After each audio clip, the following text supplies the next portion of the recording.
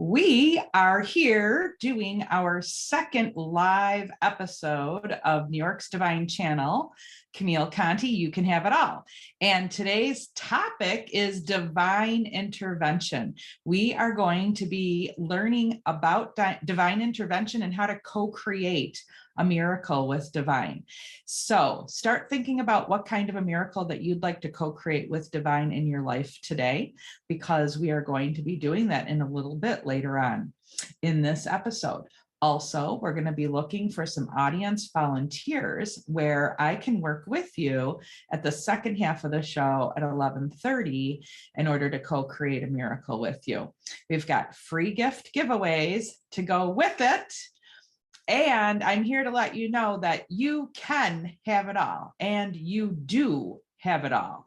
You have everything that it takes to co-create miracles with divine in your life, and you are living in the energy of divine intervention in all moments. Now, if you intentionally work with divine, then you can speed things up with your divine intervention.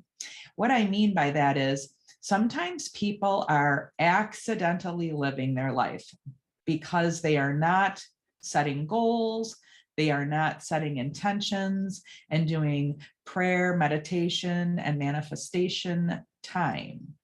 And I am here to tell you that prayers do work, meditation does work, daily manifestation rituals do work.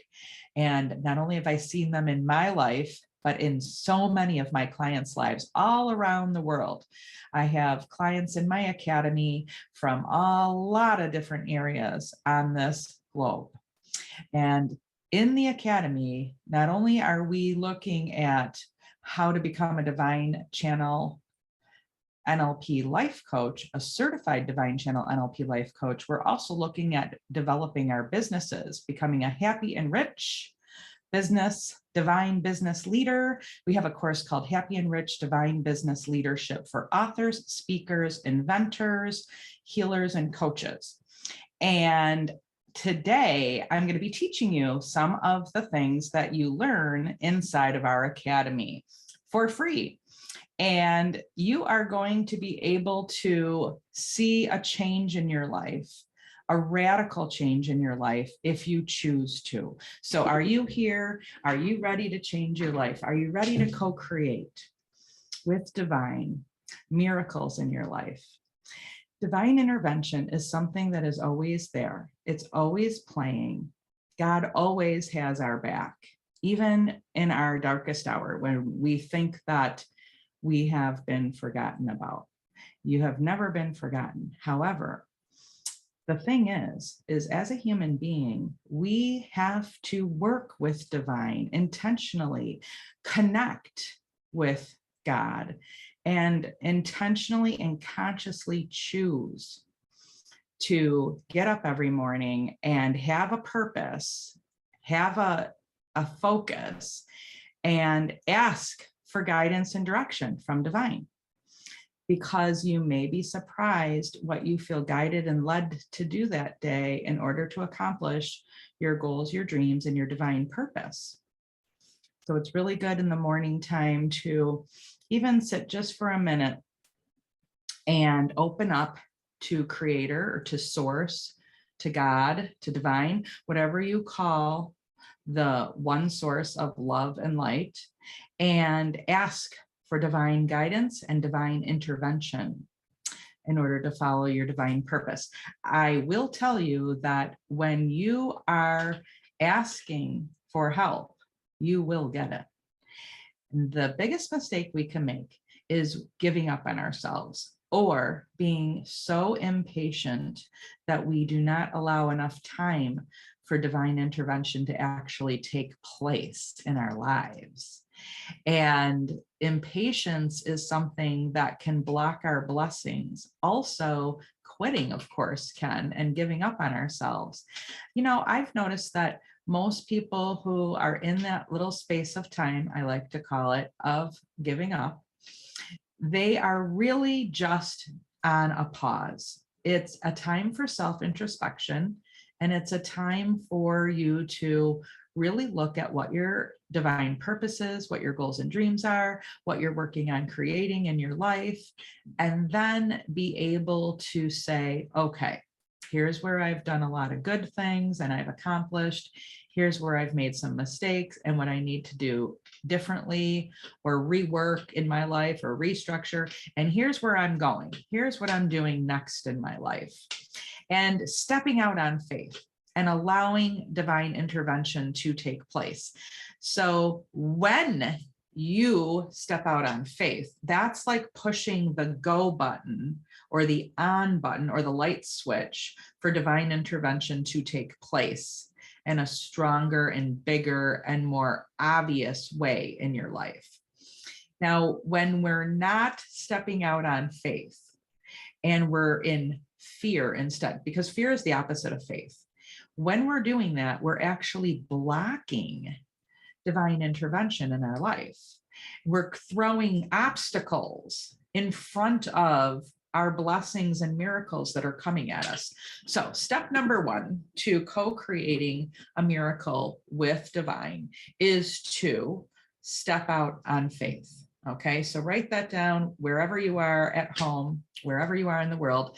This show will be broadcasted on the Win-Win Women Network, which is broadcasted on many cable television stations and channels throughout the world globally. It's going through 195 nations around the world for women in all areas of the globe that are looking to improve their life. This is a personal development and business development channel. I am very blessed and grateful to be a show host on the Win-Win Women Network.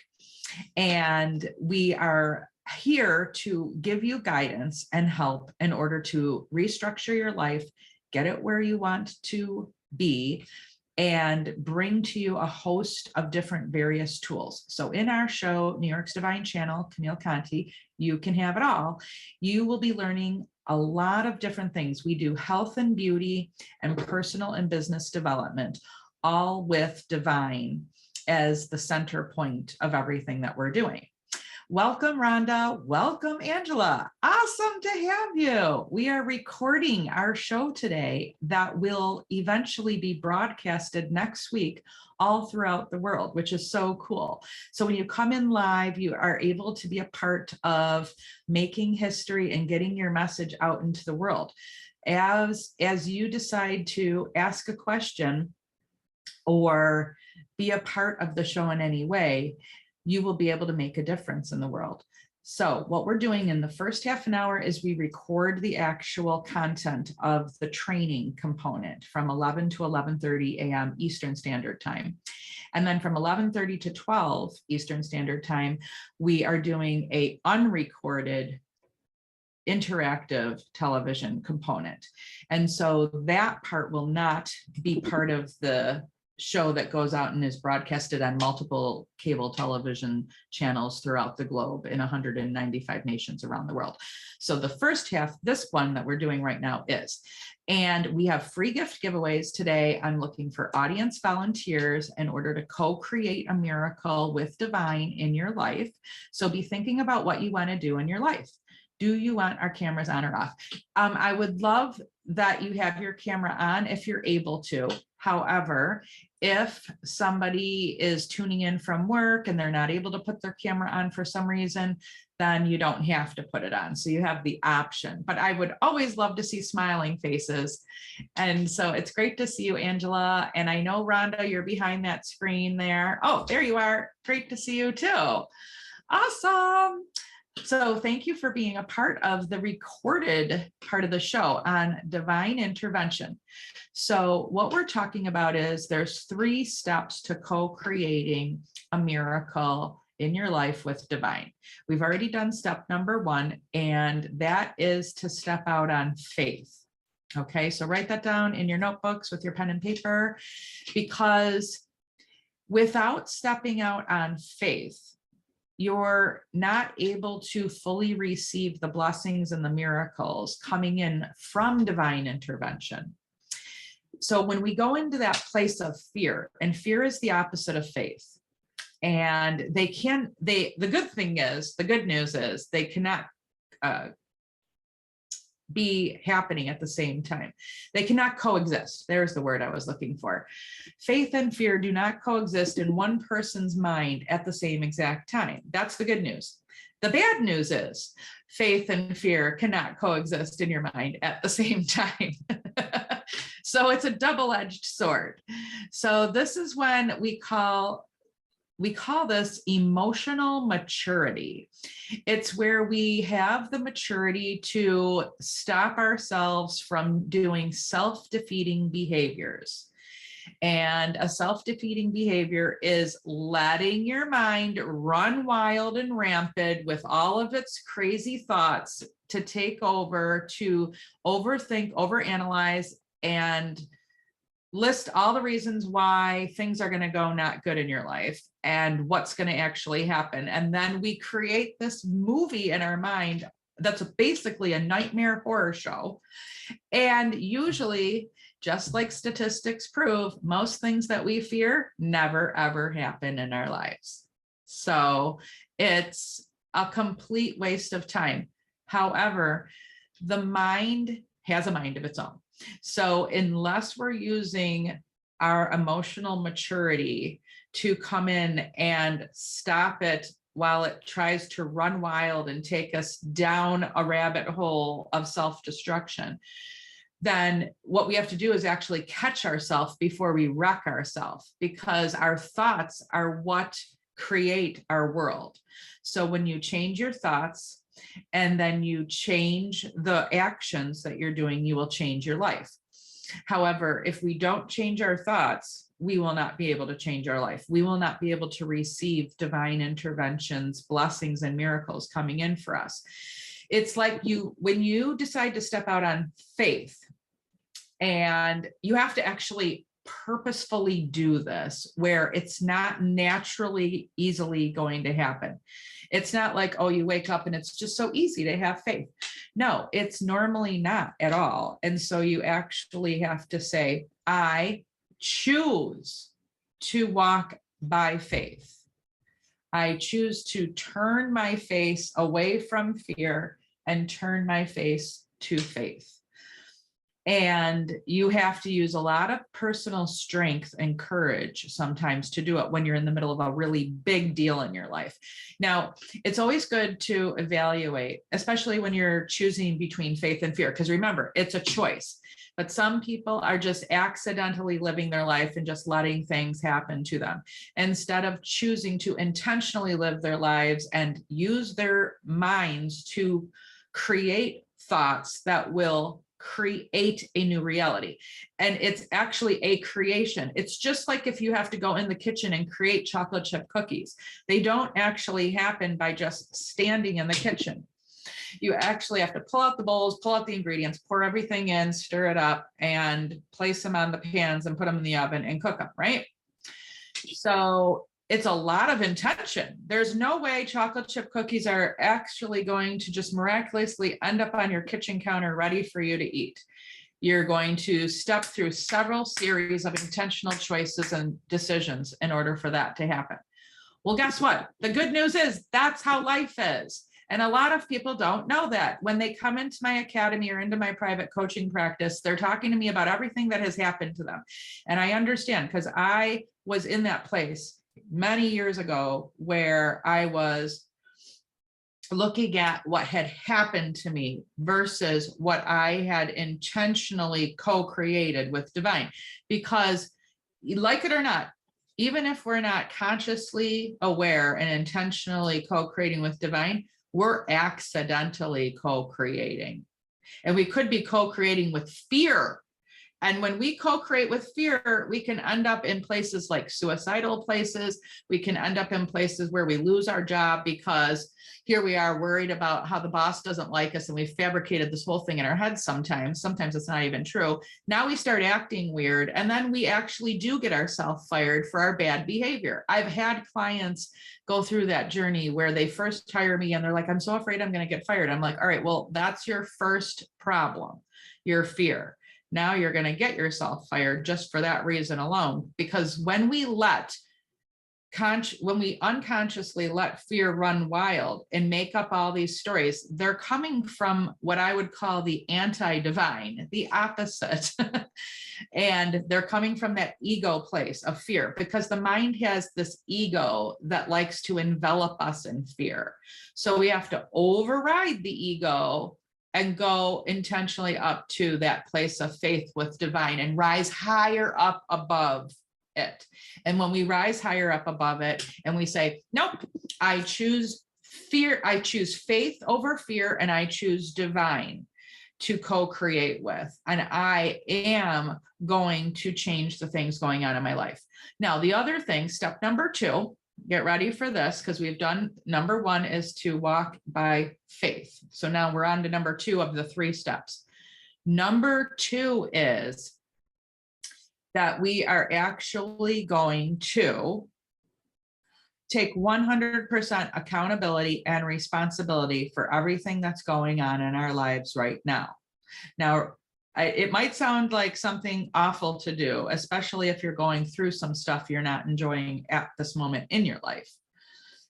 However, it's a very powerful place, because what you're doing is you're taking back your power by doing that. Instead of just letting your power be out there in the world saying, this happened to me and this happened to me. When you know, and when you truly accept that everything that you have done up to this point in this lifetime, as well as all other lifetimes, has put you in the position where you need to learn these particular lessons, and that everything that's going on is giving you the evolvement and the enlightenment and the growth of your soul. And you recognize that it wouldn't actually have been a mistake that you made, if it's a mistake, for instance, unless you needed to learn it. And so sometimes it can be, I have to say, for myself, it can be very annoying, because it's like, why am I learning this lesson again? I already learned it 2 or 3 times.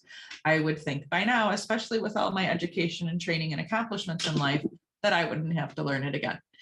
But keep in mind, sometimes we're learning it on a new level or a new degree, and we're just getting it right. And it could take 3 or 4 times. And once we get it, and then it clicks. So don't beat yourself up if you have to learn the lesson again, or don't beat your child up if they have to learn the lesson again. But the hardest thing to do as a mother, and since this is the Win-Win Women Network, that this is being broadcasted around the world for women who tune in for personal and business development in their lives, I am speaking to the moms out there. Sometimes the hardest thing is to let your child make that mistake, because you know it's a smaller mistake and it's not going to be life altering and end their life, that we let them make some of these smaller mistakes along the journey. And then we help them to kind of see how they learned it, especially if you see that you've been trying to teach them this one thing and they're not listening. And then it's like, oh, okay, well, the worst thing that could happen with this is that they end up losing that job. Well, now that we're on level 3 of trying to teach them about showing up on time for work, maybe that's one of the things you're doing, right? Well, maybe it's about time now that we let the job tell them, listen, we can't keep you here anymore if you're going to be late all the time. So as a parent, like as a mom, we might teach them on the first time, like, well, you know, if you're not on time, they're going to boot you right out the door. And so then you go, okay, you see that they still haven't done it. Okay, so then you might say, are you playing Russian roulette with your job? Do you want to lose it? Because you're definitely on that pace, and you're probably on a fast pace for that, because you're leaving the house late. So surely they're not going to keep you forever. And so then level 3 is, if you still see them late, is, I think I'm going to keep my mouth quiet now and just let them be reprimanded at work and come home crying, going, I can't believe I lost my job. All right, well, let's talk about this. I love you. I'm so sorry this happened, but quite frankly, we all saw this coming. Let's talk about this. Okay, so it's about here, going back to number 2, it's about taking 100% accountability and responsibility for everything going on in our lives, because we really have created everything going on in our lives, even if it's on a soul level, because we might see some things and be like, are you kidding me? I created this. This is impossible, because there are some really big things that you kind of question, how did this happen? So that's where you go into understanding that there's soul contracts with your family members, with soul family, and then you have your soul contract of things that you have to learn in this lifetime. So sometimes we go through some things that can be pretty ugly, and we may or may not learn a lot from it, and then we have to heal the trauma and things like that. However, it positions us. So I'm going to use myself for an example right now. Many of you who have ever worked with me before or have been in any of my courses or even private coaching know that I talk about my journey of my son healing, and how at one point he had a lot going on medically, and I had to put a lot on hold with my business in order to get him through all the different doctor's appointments and get him in a good place. And so he ended up in a wonderful place, but it took about a long time. It took many, many years in order to get him there.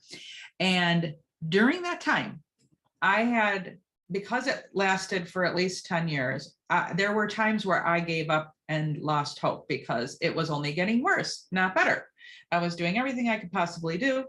And finally, one day, one of my medical doctors, who also understood a lot about naturopathic and also a lot about reincarnation and past lives, said that I should get a past life regression in order to find out why my son is having this journey and why you're having this journey with him, which at the time I didn't even believe in reincarnation. I was like, all right, well, I'll try it, because if it's going to help, all right, great. So I was open-minded to try it.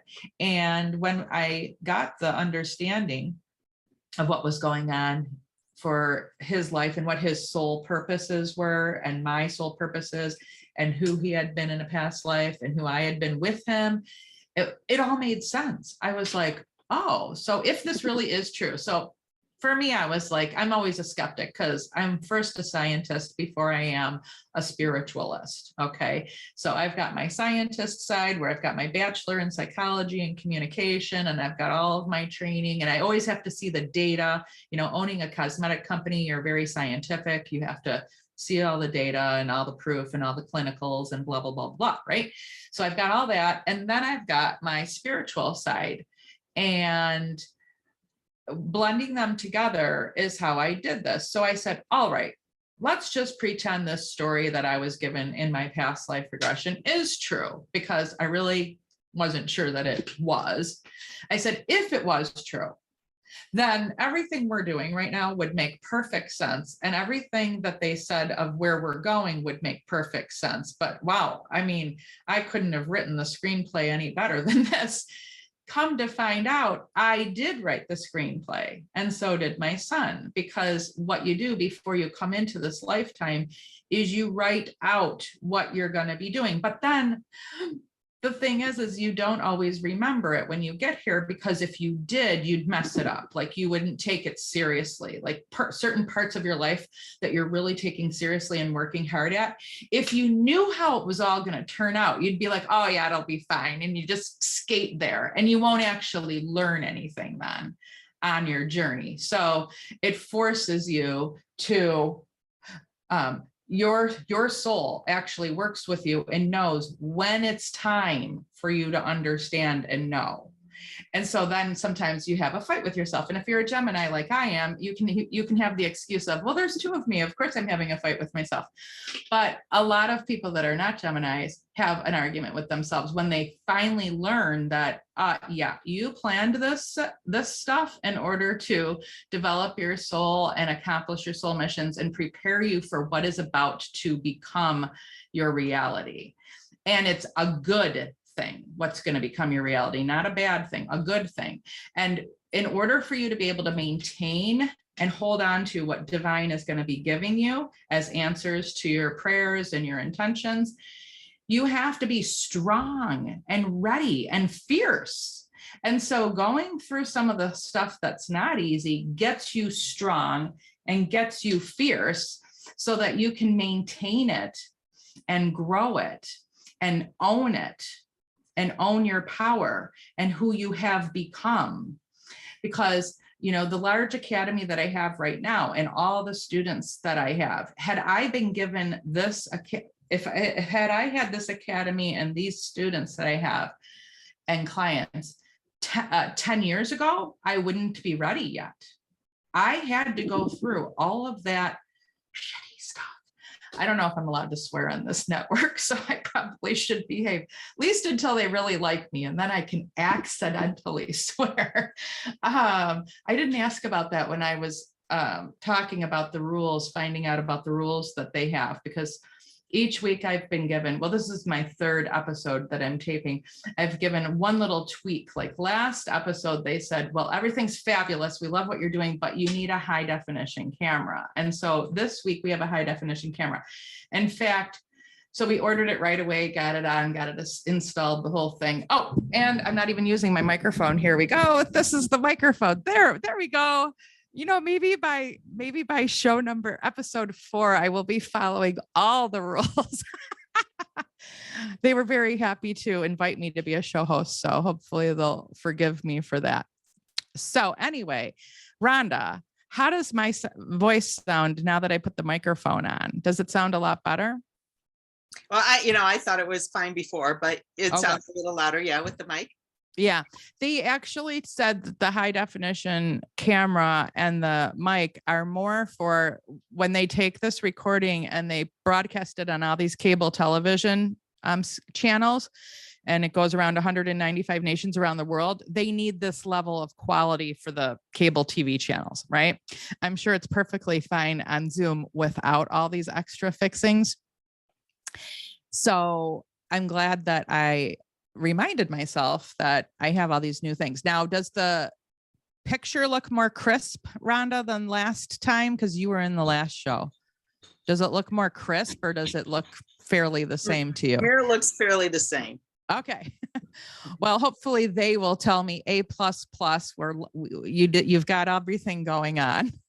I'm going to send an email to the producer after this and go, oh, by the way, by 11:25, I remembered my microphone.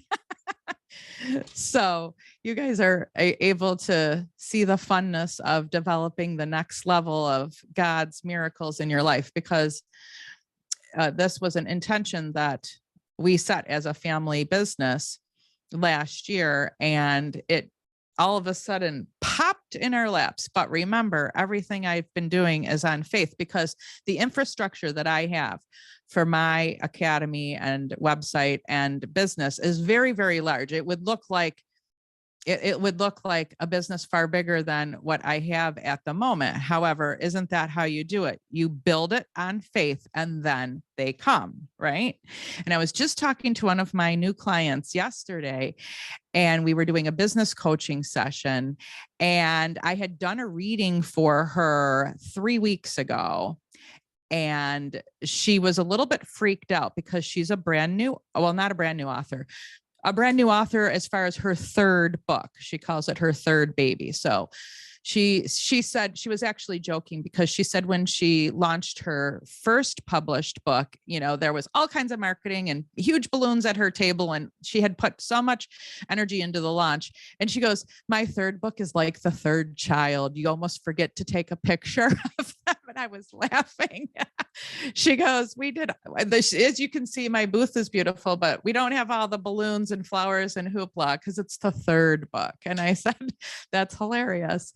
And we had done a reading because her book sales weren't quite what she was expecting for her third launch, because she already has readers from her first book, her second book. And what had come up for her is that that she has to be really ready because it's about to be an avalanche. And she was like, I hope you're right. And what had happened that weekend is she, first of all, won an award that she was not expecting to win, and was recognized in our group as a professional, because there was a bunch of us professionals that were at this conference for the weekend. And I was one of the keynote speakers at it. And so was she. We were two of the keynote speakers at the event. And she ended up being on stage with this huge award, being recognized globally. And she was like, oh my God. I'm like, well, okay, so the book sales weren't where they were, but the awards here and your global recognition is here. And now just get ready. Well, we talked yesterday and she goes, oh my God, Camille, were you so right? She said, I have just been picking up the pieces. I got lambasted with this avalanche of orders. You wouldn't even believe it. And I had to restructure. I thought my webmaster had been telling me how I've got the most ridiculous, complicated website he's ever seen, blah, blah, blah, blah, blah. And we now have had to upgrade it. She said, I was asked to be a speaker or an interviewee on a podcast. And it's a particular group of people who totally get her and what she's specifically doing within the realm of metaphysics, because she's writing a bunch of books on metaphysics. And she said, I got so many orders for books that had to be signed and so many appointments for readings. My entire calendar of books got booked up immediately, all my appointments that were available. And she said, now I've had to restructure everything and hire 3 new staff. And I said, and there you go. That is how divine intervention works. And so I'm telling you this story for a reason, because divine intervention, the way it works, it doesn't always come in the way you expect. So here you are, you're faithfully stepping out on faith. Step number 1. Step number 2, you've taken 100% accountability and responsibility for everything that's going on in your life, good, bad, or ugly, or wonderful and blissful, right? Step number 3, now you have to have patience and allow. That's step number 3. Have patience and allow. And by having the patience and allowing, then you are opening up and receiving, like open up your arms and receive. And then don't have perfectionism of how it's supposed to come in. So it's that step number 3 is patience, allow, and without perfectionism, because what's going to come in is going to be even better. And so if you try to boss God around and tell God how to do it, you're going to block it. Don't tell divine how to do it. Just tell divine to do it in the very best way for the highest and greatest good of all parties involved. Okay. Just highest and greatest good of all parties involved, because you've got a front row seat for a miracle show, because I've been through countless, many miracle shows by intentionally setting my intentions and then being patient. And sometimes your patience is tested where you're going, and you're trying not to say, I don't think this is working, or you're trying to keep your mouth shut because you don't want to cause any obstacles or block anything. And you're trying to have what? Emotional maturity and self-control to stay in faith, while anybody who doesn't believe in these concepts and hasn't mastered them yet, because once you master them, or once you've even done them a few times, you're like, holy, okay, I am not messing this up anymore. I get it. And so then you're just going to keep doing it. And you know how to catch yourself and stop yourself from basically self-destructing by blocking your blessings, because you're going to stay in a place of patience and allowing it to unfold and fall gently into your lap, which it doesn't always fall gently into your lap. Sometimes it's thrown into your lap like this, and you're like, ah! And then all of a sudden you have this humongous, whatever it was you were looking for, whether it was an increase in your sales, your money, whether it was a healing for yourself, where suddenly now your depression and anxiety is gone. And you're like, wow, for 10 years, I've been begging God for this, and it finally happened. Okay. Well, you're on a journey to get you where you need to go. So the patience component has to be there, because the day that you decide to not have faith and walk around in fear and let your reptilian mind, because our mind is kind of like, it just takes over if you don't place stuff into it. Like, so if you don't upload a new app and a new link in it each day of what you're going to choose to think, it'll just run its own app, and it'll be something that's pretty much not helpful. And I like to say your mind just decides to run amok and get you in trouble.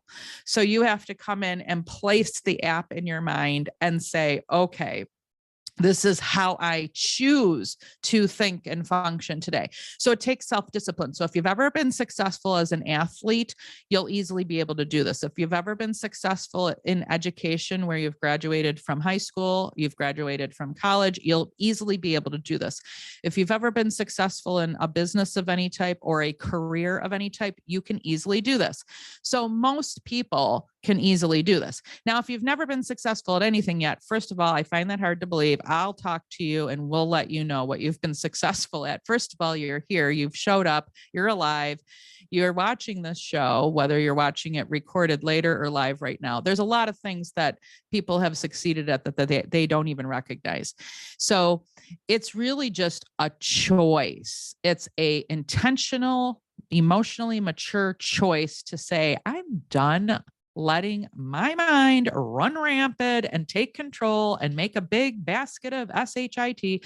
I am now going to live a wonderful life and have mind control. I'm choosing to decide how my mind is going to be thinking. And then sometimes you got to put it on a break. And sometimes you got to go, okay, I'm done with all this mind control. I'm putting my favorite Netflix series on and I'm going to binge watch it right now. Or I'm putting my favorite music on and I'm going to listen. Or I'm going on vacation. I'm going on a cruise and I'm not paying attention to reality for a week because you need a break from it. And that's totally okay. But while you're in that time of escaping, which is a good escape because you've made it a productive one, a fun one, a self-care one, you might just go for the day and have a manicure and a pedicure or a facial. While you're in that time, what you want to do is actually make sure that if you catch your mind deciding to creep in and start talking about fear stuff or stuff like that's not positive, then just nip it in the bud and go, we're not going there today. We're in a place of happiness. We're having a vacation day. So out you go and just pull it out of your mind like you're plucking a weed out of your garden. All right. So now I'm going to I'm supposed to actually end the recording and shift over to the interactive portion. And this is where I probably need one of my co-producers to remind me where I even do that, because I'm sitting here pushing a bunch of, oh, here we are. Stop recording. All right. Fabulous.